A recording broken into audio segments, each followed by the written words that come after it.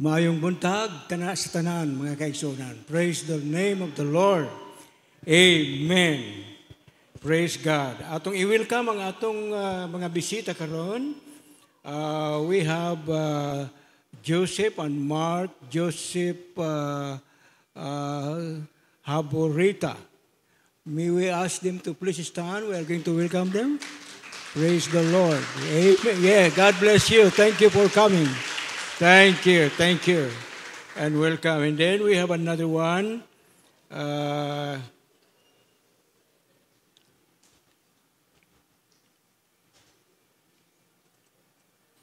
We have Jeannie Kaitom from Tibongo. God bless. Praise the name of Jesus. Amen. Amen. Praise God. This is the second Sunday of the month of November. Dool na kita sa katapusan ining tuiga. Salamat nga ang Ginoo nagahatag kanato og higayon nga makasulod sa iyang balay alampuanan. Tungod kay kini ang atong pribilehiyo while we are still alive. You know, there are 7 reasons why we have to come to church. Number 1 is we come to church in order to pray and to worship God. Amen. Pangalawa, we come to church in order to have fellowship with God and with one another. Importante ang fellowship sa matag usa kanato bilang pamilya sa Ginoo.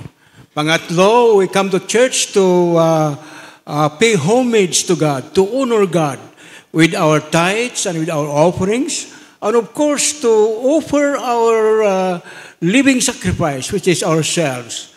Matod pa ni Paul sa Romans 12:1, I beseech you therefore, brethren, by the mercies of God, that you present your body a living sacrifice, holy and acceptable unto God, which is your reasonable service. So we offer to God our whole life. And then fourthly, we come to church to receive instruction from the Word of God, to be fed by the Word of God. That's why aduna kita'y pagwali sa pulong sa Ginoo, kay ang Ginoo maghahatag kanato sa iyang mensahe, instruction kanato sa atong pagkinabuhi nili sa ibabaw sa yuta, o aron makakaon kita sa iyang pulong. Kay matod pa ni Jesus, man shall not live by bread alone, but by every word that proceeded out of the mouth of God. Hallelujah. And then, panglima, we come to church to offer our burden to God. Si Hannah in the Old Testament, aduna siya ay kabugaton sa iyang kasing-kasing nga gusto niya maangkon gikan sa Ginoo. She wanted to have a child and went to the temple and poured her heart to God. God listened to her prayer. Kasi matod pa sa balang kasulakan, call unto me, and I will answer thee, and shew thee great and mighty things which thou knowest not. So Hannah poured out her burden, her needs to God, and God answered her prayer. Gitagaan siya og anak nga mao si Samuel, the prophet of God. Amen. Usa kung doon tayo mga kabugaton, we have to leave them into the house of the Lord and go out free, receiving the blessings of God. Another reason why we come to church is to declare our testimony to the world that we are children of God. Amen? Tungod kay ang anak sa Diyos, dapat mo adto dito sa balay sa Ginoo, panahon sa adlaw sa Ginoo, aron pagsimba kaniya and give our praises and adoration unto the Lord. Shall we give the Lord a big hand? Amen. Amen. Amen. Now we are going to hear the message for today. Our message is entitled, The Believer's Spirit-Filled Unity and Impact. Amen. Shall we all stand for the reading of the Word of God? Kitang tanan mubasa niini. Amen. Okay. All right. Scripture, please. All right. Let's begin. I do not pray for these alone, but also for those who will believe in me through their word. that they all may be one, as you, Father, are in me, and I in you, that they also may be one in us, that the world may believe that you sent me. And the glory which you gave me, I have given them, that they may be one just as we are one. And I in them, and you in me, that they may be made perfect in one, and that the world may know that you have sent me, and loved them as you have loved me. Romans chapter 12, verse 4 to 5. For us we have many members in one body, but all the members do not have the same function. So we, being many, are one body in Christ, and individually members of one another. Shall we pray? Father, in the name of Jesus, salamat Lord sa imong mga pulong nga among nabasahan karon. Panalangin kini sa among kasing-kasing Ginoo. Og ikaw Ginoo magministeryo kanamo karon sa matag-usa sa matag-usa kanamo Lord. Bless us now, and we thank you in Jesus' name. Amen. Please be seated. Hallelujah.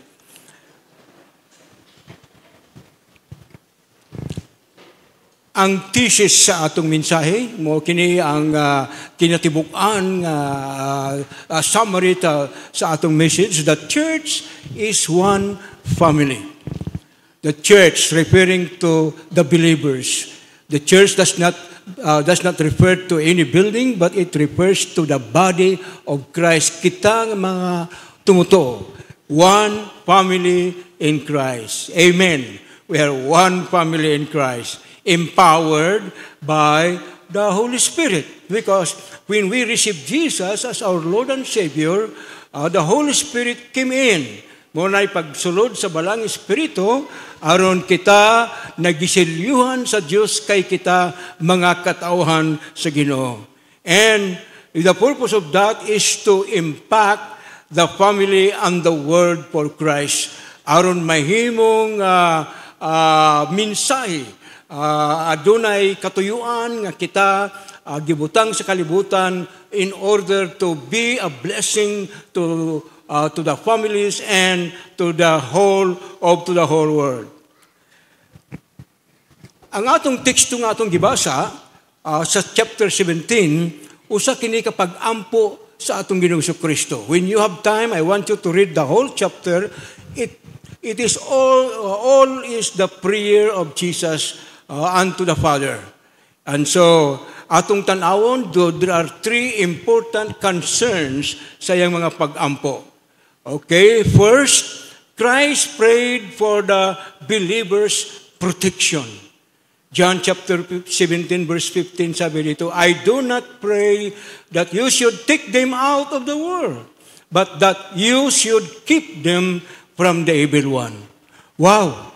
Ganda no? Kung nagita nato diri, ang atong Ginoong Kristo nag-ampo daan sa amahan nga dili daw kita kuhaon diri sa kalibutan, kundi nga ipahilayo kita. We will be kept from the evil one. May panahon nga kuhaon kita, and that would be during the rapture of the church. Pero samtang kita ania sa kalibutan, mga kaigsunan, we have nothing to fear, wala kita'y angay kahadlukan, tungod kay ang protection ng Lord, anaka nato sumala sa pag-ampo sa atong Ginoong Kristo. Yes, that means na we have the power to overcome the power of darkness. When in fact, in Luke chapter 10, verse 19, nagaingon dito mga kaigsunan nga God, the Holy Spirit, will empower us over the power of darkness. And there's no power that shall by any means hurt us. But pasabot nga ang gahom sa Diyos nga anakan nato is stronger, is more powerful than the power of the world and the power of darkness, the power of Satan. We are victorious. Amen. Amen. We are victorious in the name of Jesus. Hallelujah. Kaya David declared his protection in the book of Psalms chapter 23. I-recite nga nato sa Psalms 23. Go. The Lord is my shepherd, I shall not want. He maketh me to lie down in green pastures. He leadeth me beside the still waters. He restoreth my soul, and leadeth me in the path of righteousness for his name's sake. Yea, though I walk through the valley of the shadow of death, I will fear no evil, for thou art with me. Thy rod and thy staff, they comfort me. Thou preparest the table before me in the presence of mine enemies. Thou anointest my head with oil, my cup runneth over. Surely goodness and mercy shall follow me all the days of my life, and I will dwell into the house of the Lord forever. Amen. Let's give the Lord a big hand. Amen. Amen. It is always nice to remind ourselves by the Word of God, the promise of God, that He will never leave us nor forsake us, that He will always protect us. Second prayer of Jesus, Christ prayed for the believers' sanctification, to set apart for sacred service, to purify or make holy for Christian service. Busa, sa diha nga gidawat na nato ang Ginoo sa atong kasing-kasing o nagpuyo na ang balaang espiritu, we have been sanctified. We have been made holy. We have been made righteous. Ang righteousness nga nawala panahon sa pagpakasala ni Adan o ni Eva was returned back to us by faith in Jesus Christ. Amen. So, we have the righteousness of God. We can live holy before God. We can live righteous before God. Because the Spirit of God is with us.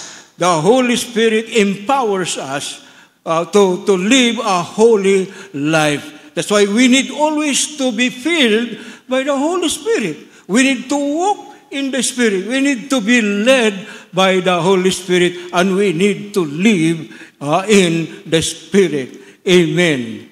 John chapter 17, verse 17, sabi ni Jesus, sanctify them for your truth. Your word is truth. Ang pulong sa Diyos nga mao ang kamatuoran, the Bible says, and you shall know the truth, and the truth will set you free. Mao kini mga kaigsunan ang mutabang kanato sa pagkinabuhi nga balaan at tubangan sa Dios. Usag kinahanglan nga ang pulong sa Ginoo anaa kanunay sa atong hunahuna, sa atong kasing-kasing. Matod pa sa 2 Timothy chapter 2 verse 21. If a man therefore purge himself from this, he shall be a vessel unto honor, sanctified and meet for the master's use, and prepared unto every good work. Amen and amen. Yes, the Word of God. Kaya 2 Timothy chapter 3 verse 16 and 17, sabi ni Paul, all Scriptures is given by the inspiration of God and is profitable for doctrine, for reproof, for correction, for instruction in righteousness, that the man of God might be thoroughly furnished unto all good works. Hallelujah. So the Word of God really is needed in our life, in our everyday life, in our Christian life. We'll come to the third prayer of Jesus.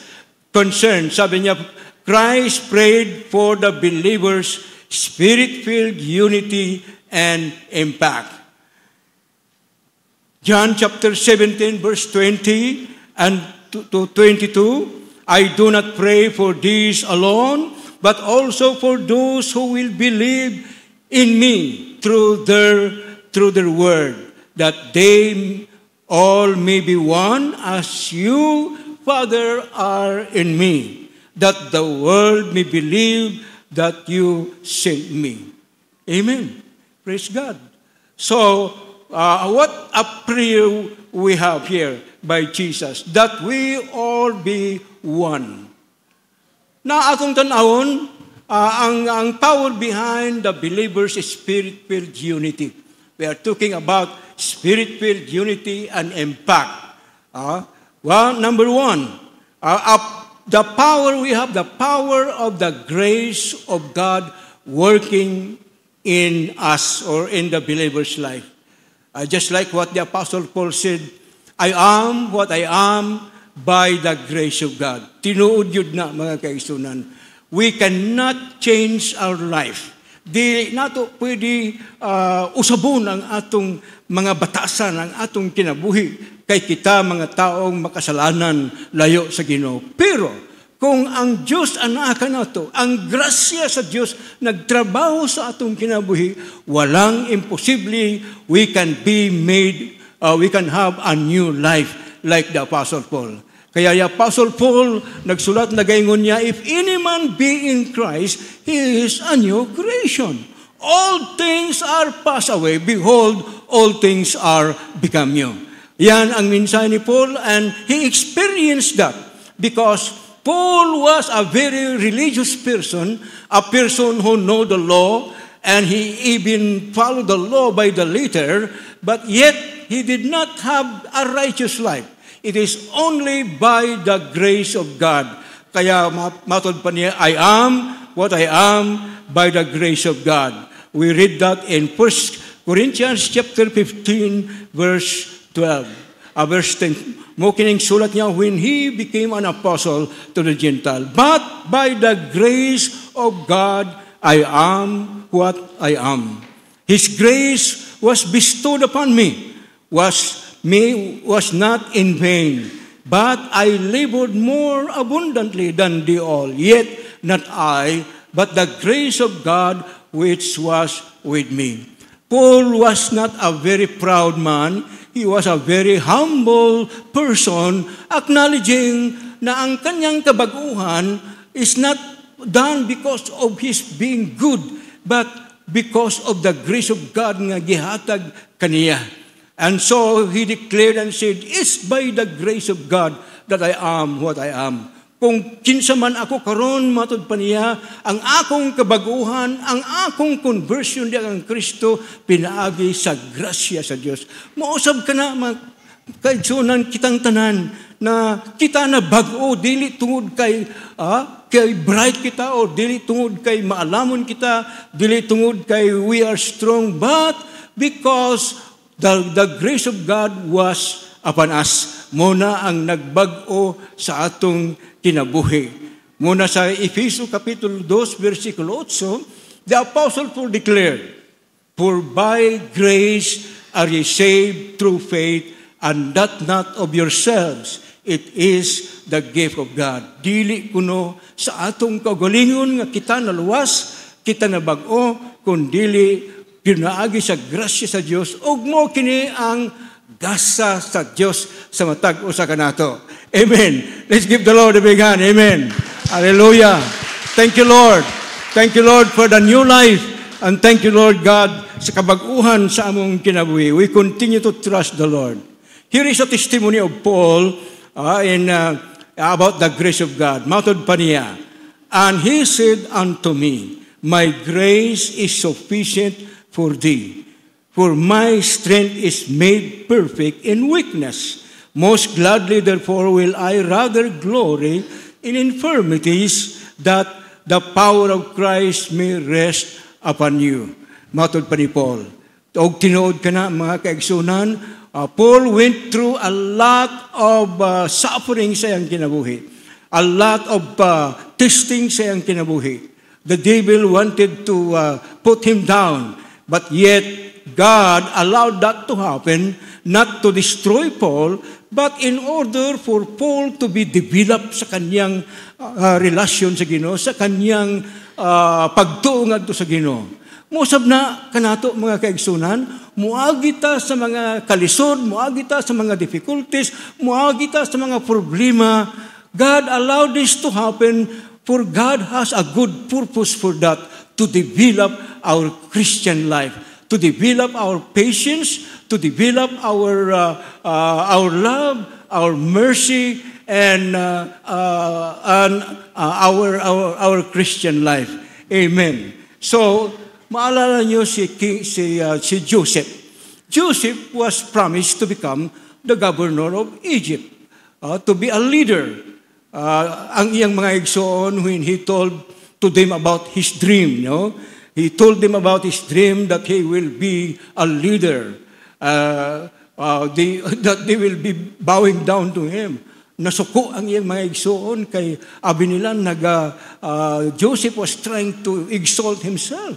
But Joseph was just relating to them what God's plan was upon his life in order to help his family.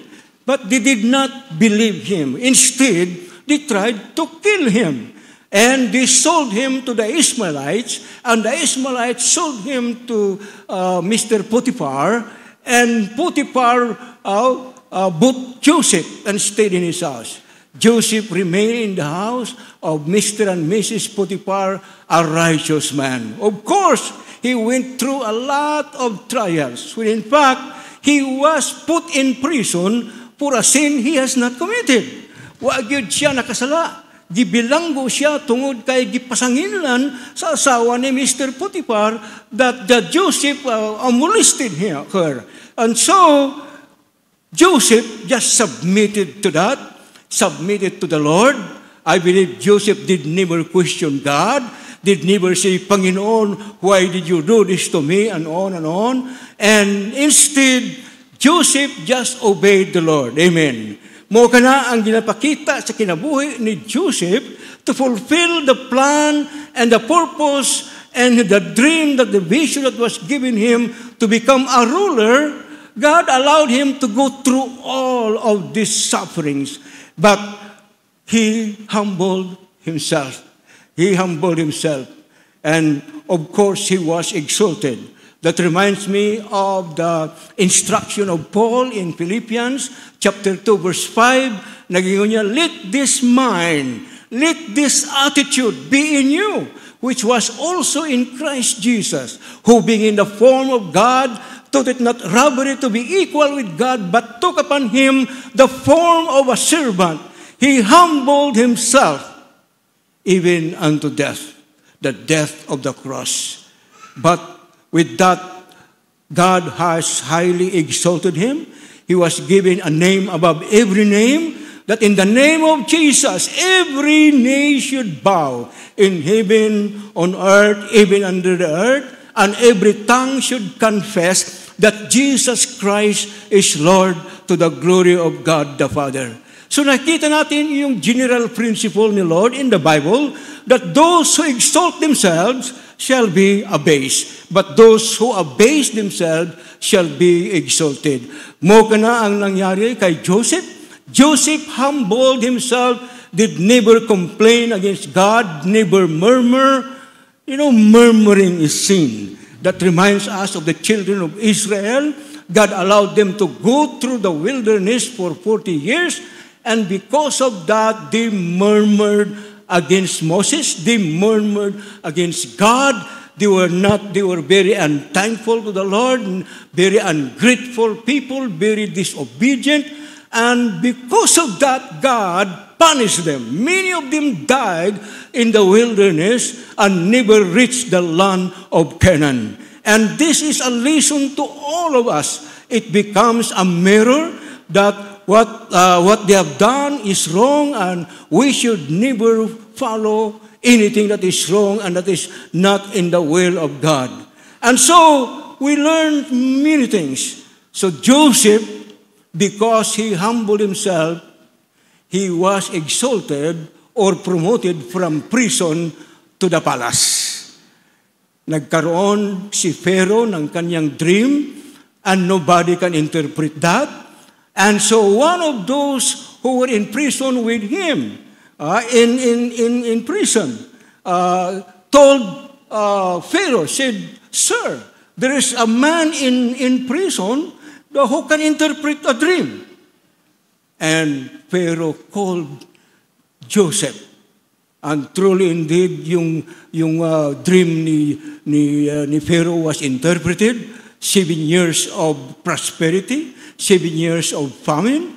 Sabi ni Joseph, Sir, I want you to find a man who has the wisdom in order that during the time of prosperity, you will have to gather the harvest so that may pagkaon panahon sa scarcity. Unsa ingon ni Pharaoh, sabi niya, I could not find any man in my kingdom but you. because the Spirit of God was upon Joseph. So nakita natin yung promotion ni Joseph. Yung kanyang damgo nga gihatag ngadto sa igsoon nga di sila naminaw o namati, it was fulfilled. And so Joseph became the governor of Egypt. And during the time of scarcity, crisis, walay pagkaon, dito sa Canaan, where his brothers and his family suffered hunger, they began to go to Egypt to buy food. Pag-abot nila dito, nakita ni Joseph ang iyang mga igsoon, pero ang iyang igsoon, dili nila na ilan nga ito si Joseph. Because Joseph was dressed as a governor of Egypt. And he used an interpreter in order to interpret yung mga pulong niya ngadto sa mga igsoon ni Joseph. But Joseph understood their language. But they did not recognize him. But Joseph knew it was their brothers.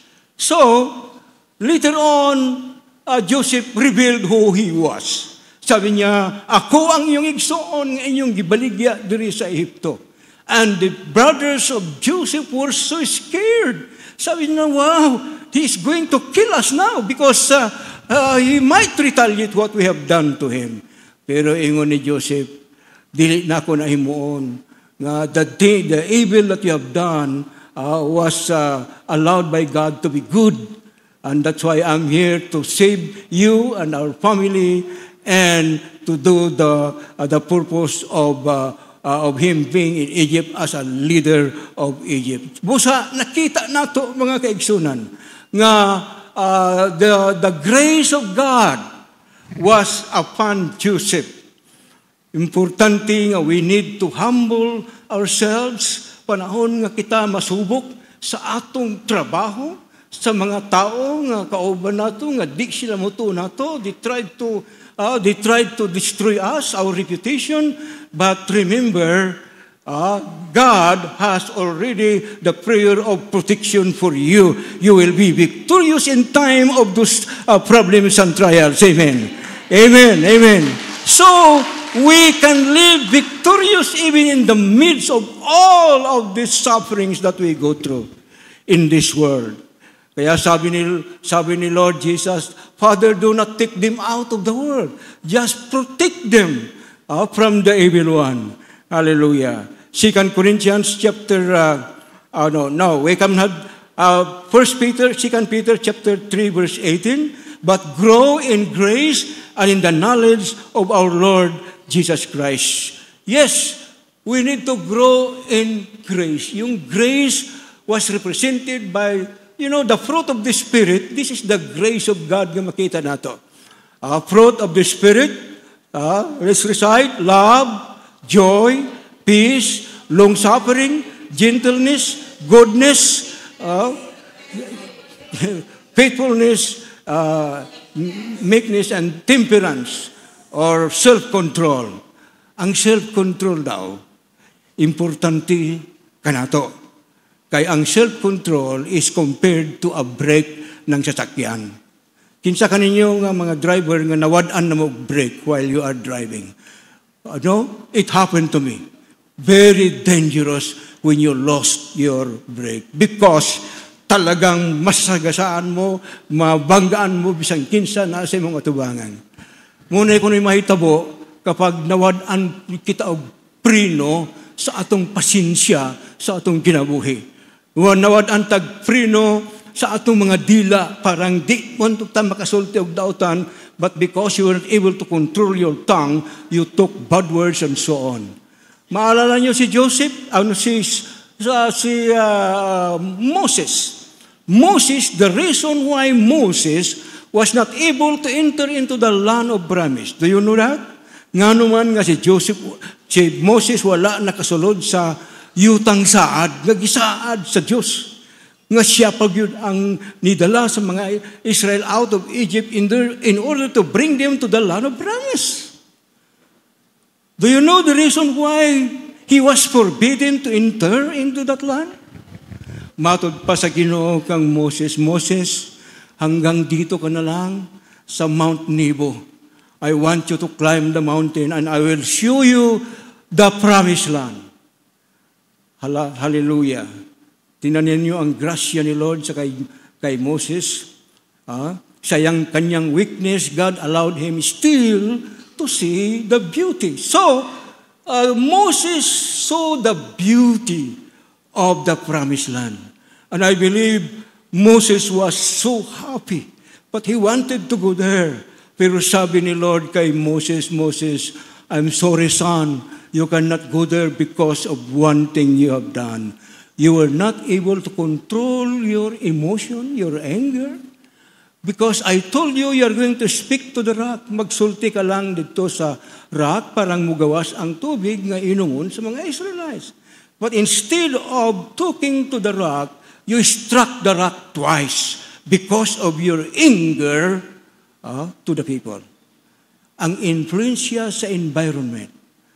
You know, sometimes kitang mga Kristohanon, kita sa taliwala sa mga problema. Problema sa panimalay, problema sa pamilya, problema sa trabaho, personal problem, and emotionally you are imbalanced. And because of that, you know, you were controlled by the environment. And you were not able to control yourself with anger.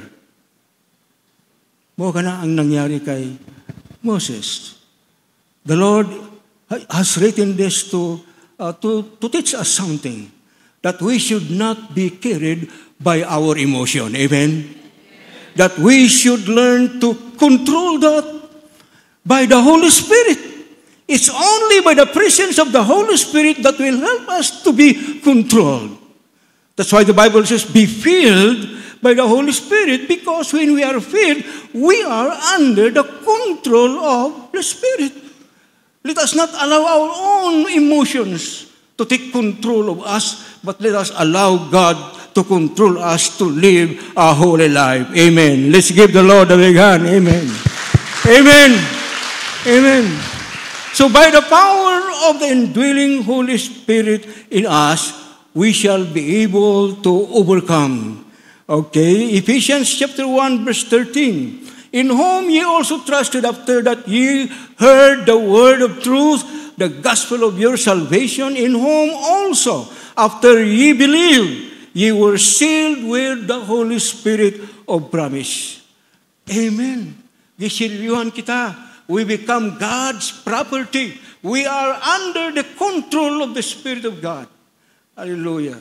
And the devil has no power to overcome that, because the power of God is more powerful and stronger than the power of the enemy.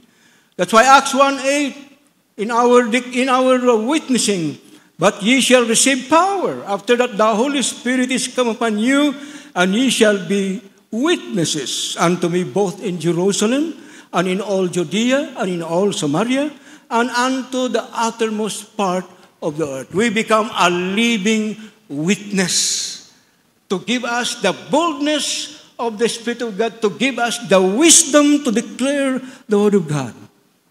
The gifts of the Spirit is the word of wisdom, the word of knowledge and faith, and also the discerning of the Spirit. We can discern what is right and wrong in the spirit world so that we will not be deceived. Deception is one of the instruments of Satan to destroy a believer. Satan is a scammer. Mag-ingat kita sa mga scam ni Satanas.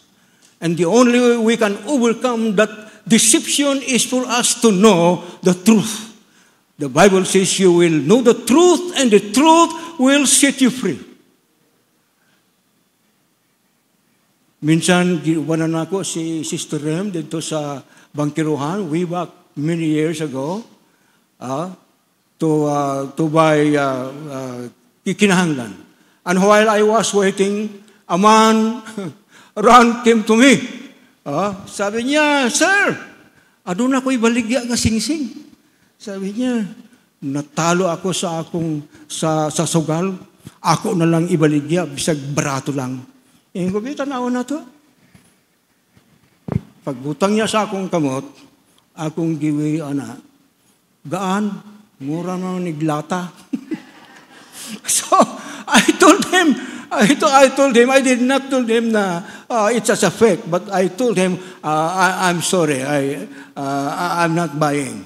But I know he's trying to deceive me, to sell me a real gold, because not all glitters are gold. Mag-ingat mo sa kuminang-kinang na parang bulawan. Muna yung strategy ni Satanas to scam you, to get your money out from you. He will do things to convince you. But if you know the truth about that, you will never be scammed. Amen. Mga kitang mga Kristiyano, magbantay kita. Kay ang Satanas, daghan mga satanic agents coming to us to scam us of our wealth, of our money, of our peace, of our salvation, of our relationship.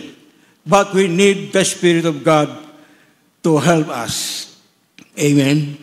Amen. Okay, we'll come to the third part.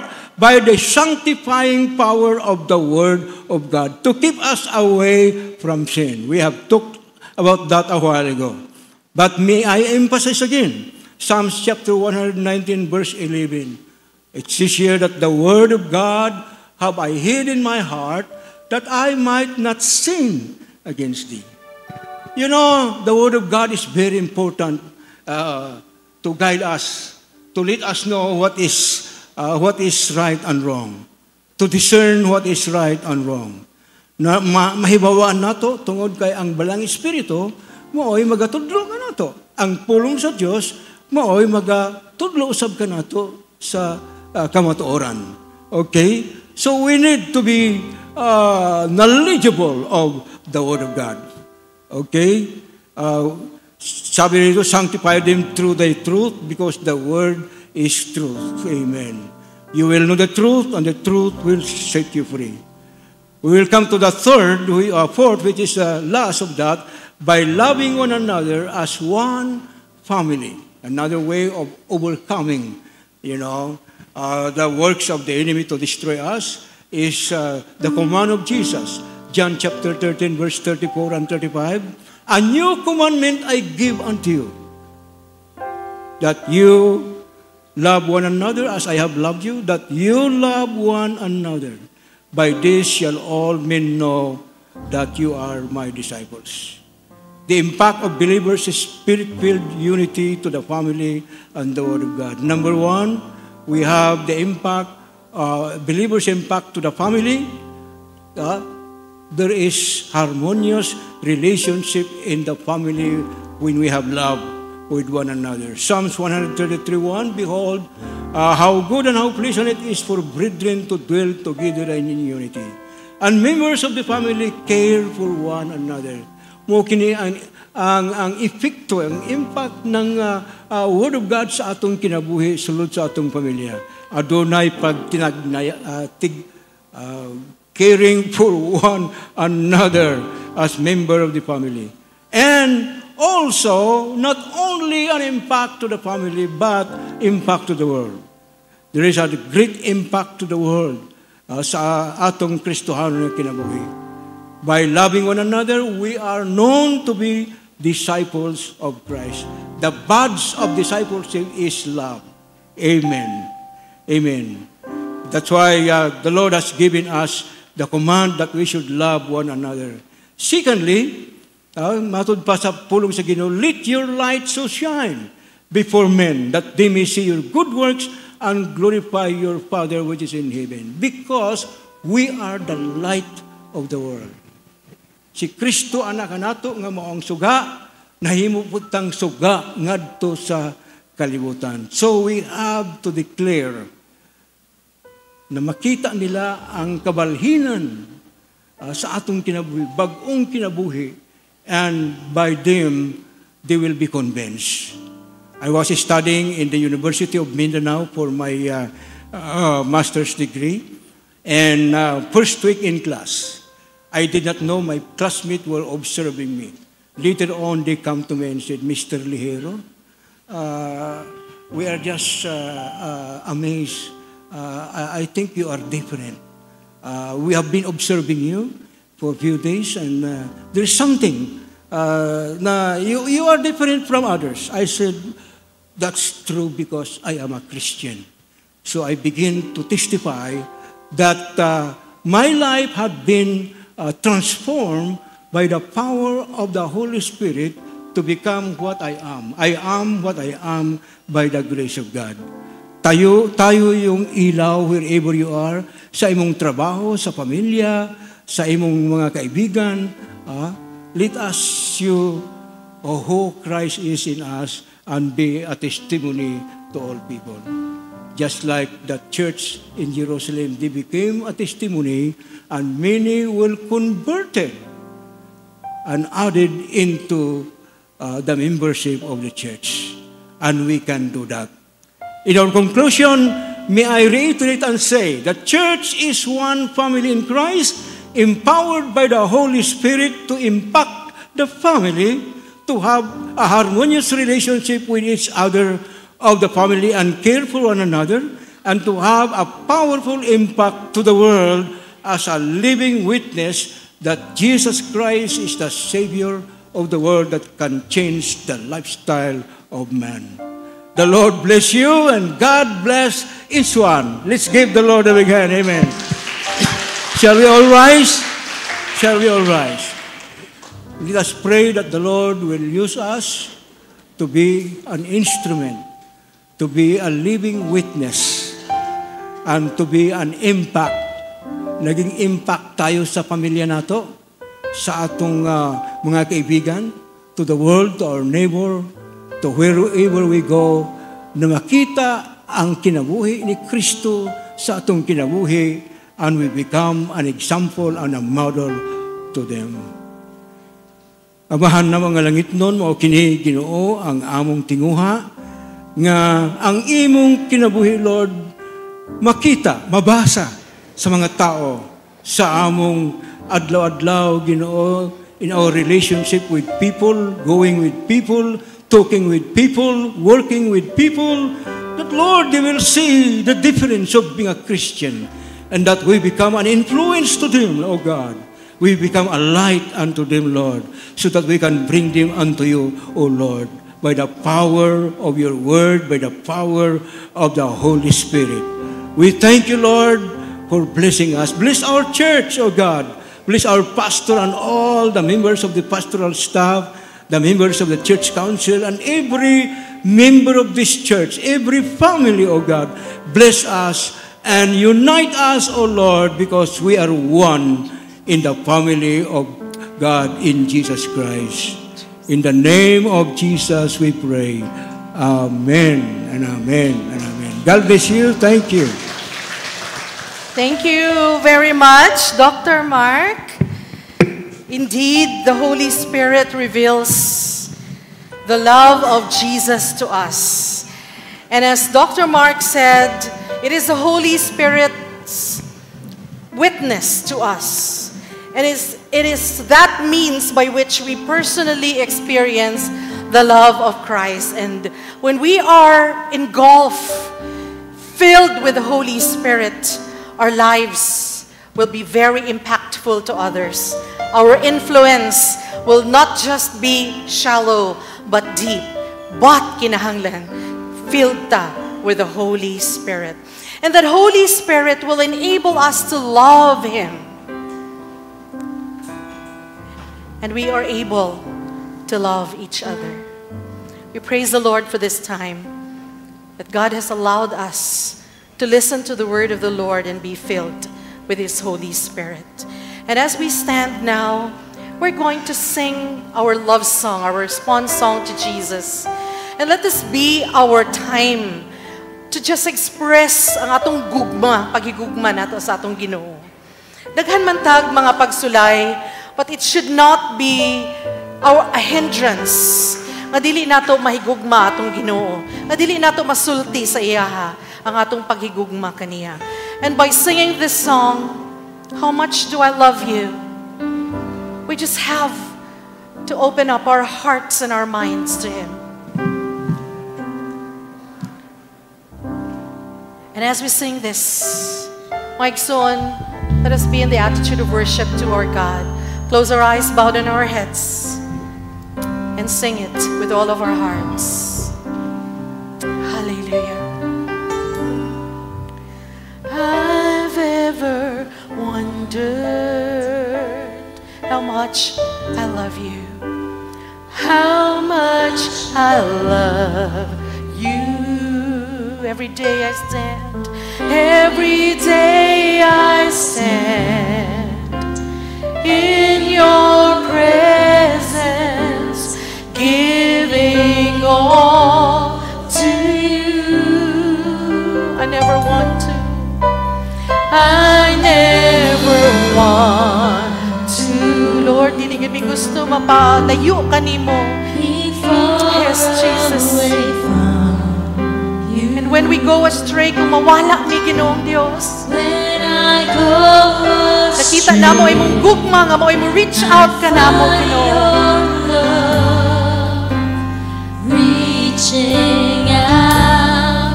And every day we experience that, oh God. That is why we say, Jesus, I'm in love with you.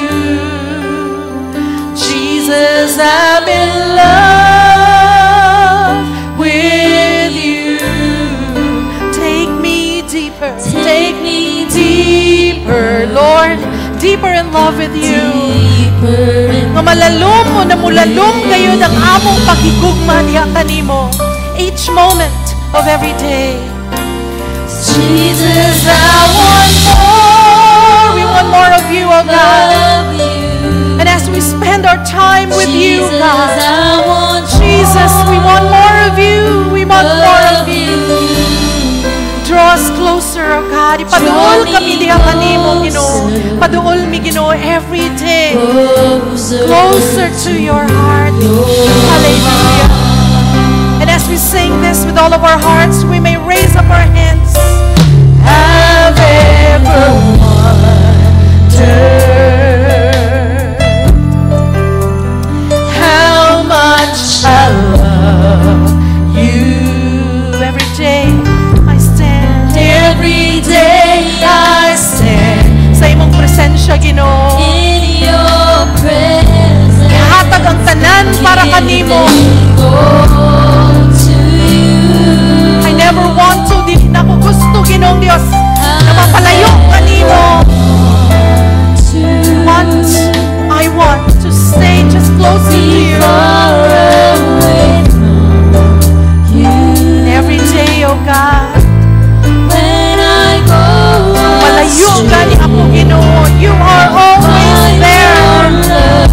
Na mag-reach out ka na mo, oh God.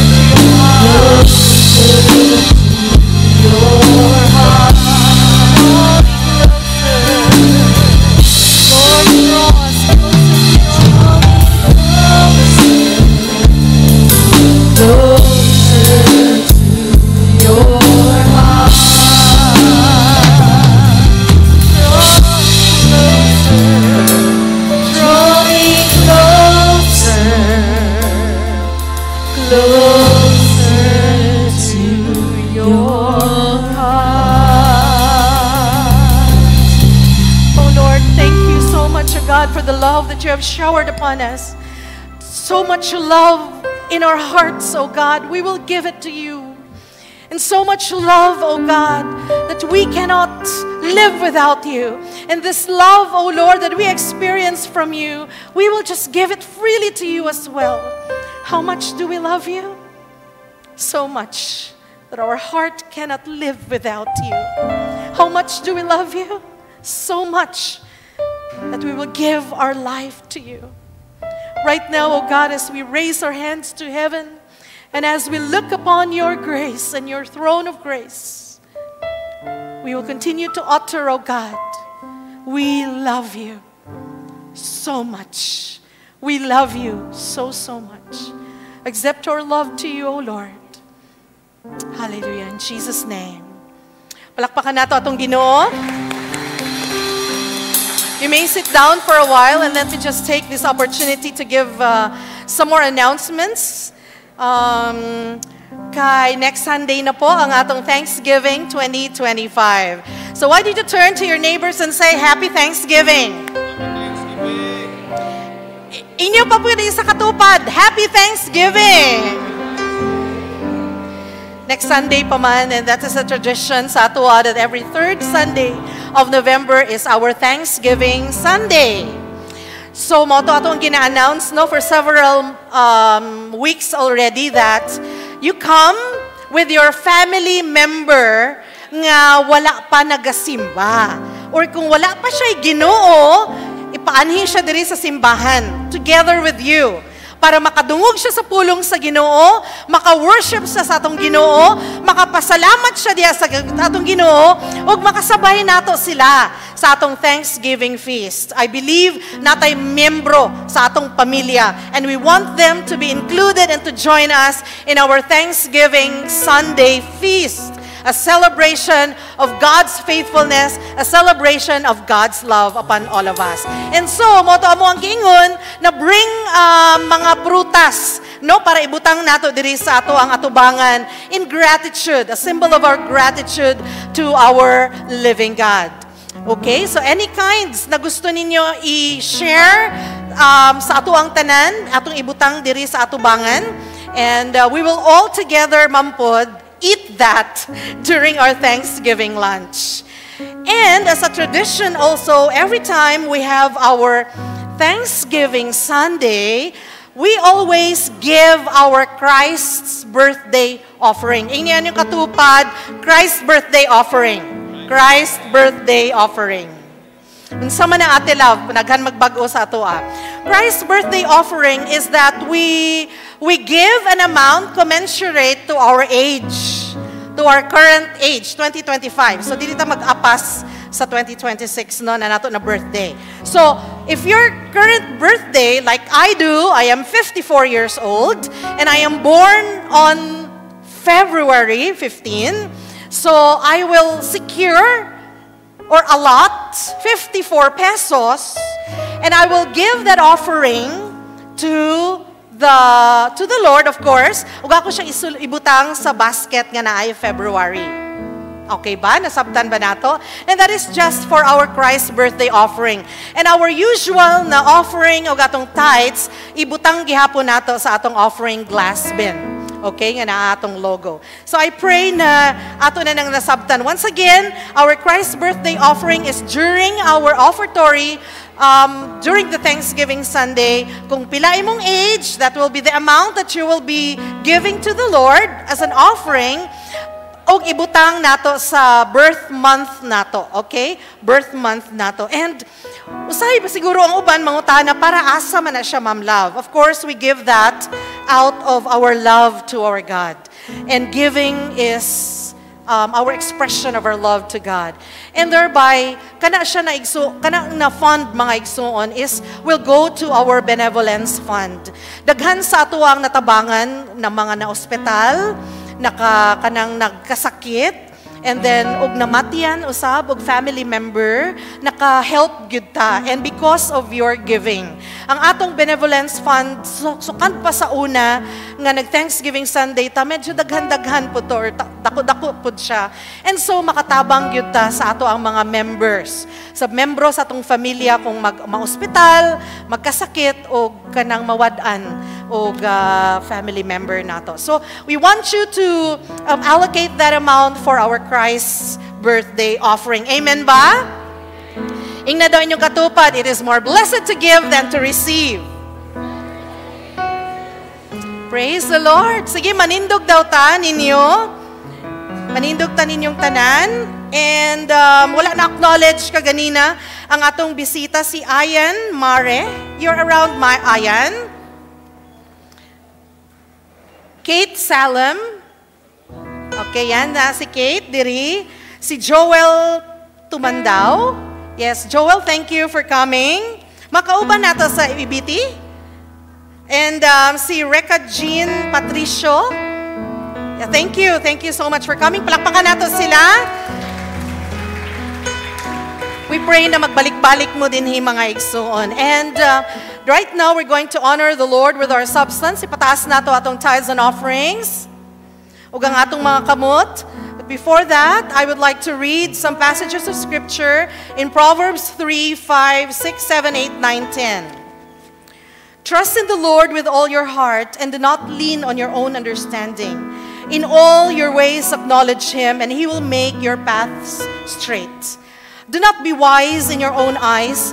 Fear the Lord and turn away from evil. It will be healing to your body and refreshment to your bones. Verse 9, honor the Lord with your wealth and from the first of all your produce. So your barns will be filled with plenty and your vats will overflow with new wine. Sa atong pagpataas sa atong tithes and offerings, o sa atong pagpataas sa atong mga kamot, we will recite this all together, our declaration. This is a new season and a new opportunity to give generously and cheerfully, trusting in the Lord's promises. With faith-filled heart, I declare, in the name of Jesus Christ, financial blessings, favor, and breakthrough are upon me and upon the members of this church. This is a year of abundance, provision, and increase. I will remain faithful in supporting the work of God and committed to doing His will. I give cheerfully, knowing that God will supply all my needs. I declare breakthrough in our businesses, breakthrough in our jobs, breakthrough in our families. The sources of my income are protected, and the work of my hands is blessed. As I sow into His kingdom, I will reap a bountiful harvest by the power of Jesus Christ. Hallelujah. Heavenly Father, amahan namo nga tag-iya sa langit ug sa yuta, daghan kayong salamat sa pag-provide sa among mga pagkinahanglan every day of our lives. And Lord, daghan kayong salamat kay pinaagi sa among tithes and offerings. So God, we are able to give you and to declare to you that we love you so much more than our money. Lord, we pray that you will sanctify this tithes and offerings. You will multiply this for the good of your kingdom and for the glory of God. And I pray also, dear Jesus Christ, ikaw mag-replenish Ginoong Diyos sa mga nakulangan, nga mga bulsa, mga wallet, oh God, mga bank accounts. And we pray, oh God, nga mga tanan na mga tuition fees sa mga kauban namo sa simbahan. And even, oh God, ang mga pamasahe, mong panggasolina. And kung sa mo ang mabutang sa mong table that we can eat together, oh God, ikaw nagyud ang mag-supply ni Ana, Ginoong Diyos. And even, oh God, for our events, oh God, this Sunday, it will be our Thanksgiving Sunday. And also our songwriting competition, submission of entries, and presentation, oh God, on the Thanksgiving feast. Also, Lord, in the afternoon, we will have our life group summit. And we pray, oh God, for your grace to abound, oh Lord. And you will open the windows of heaven and pour out your blessings, oh God, upon this church. And all the ministries of this church, oh God, will continue to prosper along with your family, oh God. We are one COG family. And we believe, oh God, and by your grace and by your mercy, oh God, we will be overflowing with finances, material blessings, oh God, physical blessings, oh God, good health, oh Lord, and most of all, spiritual blessings. Lord, we ask of you that you will continue to Heal, O God, our sister Faith, O God, nga nasa San Pedro Hospital. And along sa among mga kauban na membro, O God, nga nagasakit yun karon, nagatrangkaso.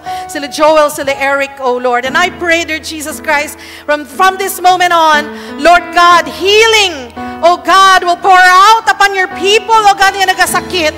And Lord, right now, I believe from this moment on, kami tanan Ginoong Dios na nagkinahanglan, we will be provided. Hallelujah to the Thank you, Father, for being so good and being so gracious. Lord God, ang among pagpataas karon, Ginoong Dios, amo ni siyang gisurrender tanan sa imo, just a small portion, but we love you so much, that's why we give this. We thank you, Lord, in Jesus' most powerful name. Amen and amen. Sige, mag-anita sa atubangan o sa atong kiliran, and let us all give our tithes and offerings while we sing the song, Walang Hanggang Magpupuri Sa'yo.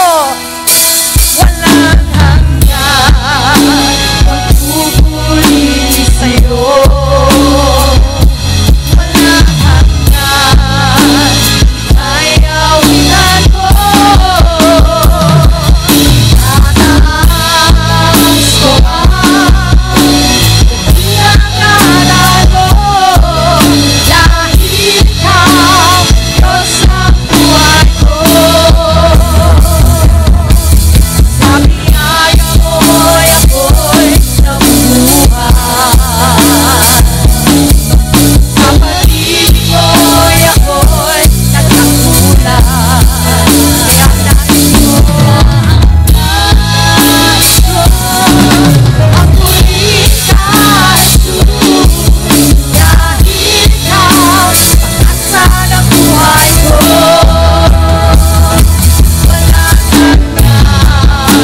Magpupuri sa'yo.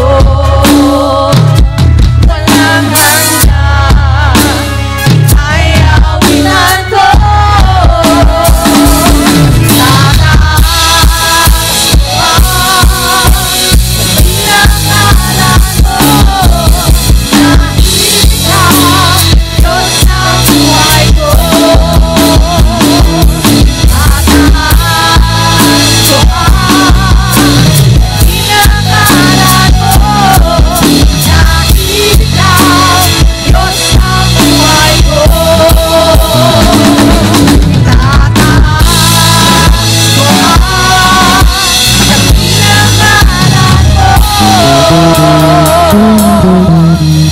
Dahil ikaw, Diyos ng buhay ko.